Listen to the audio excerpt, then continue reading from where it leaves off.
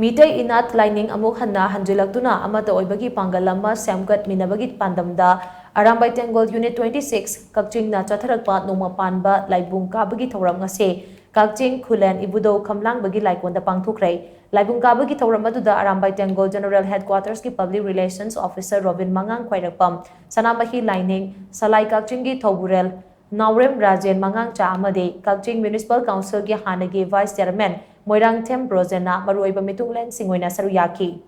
Thouram aduga mari lainana Robin Mangang Khwairakpamna hai Meetei khuding mag punsingduna apunba pangal ama sagatpa amade haurakliba ichaisu singidamak mating leiba ramdam ama sagatpagi tangai fadaba leire. Apunbagi saktam sagana bawhanabada aikoina aikoigi laibung kaba natraga khana neinabagi mifam pangthokpa yamna maru oi haina so mahangna makatana pongdokhi.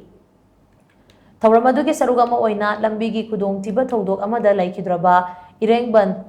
Saba Laikaida Arambai Tenggol Unit 26 ki Tenggoloi Yumnam Michael gi mafamda minute ani tumina leptuna awaba phongdokhi.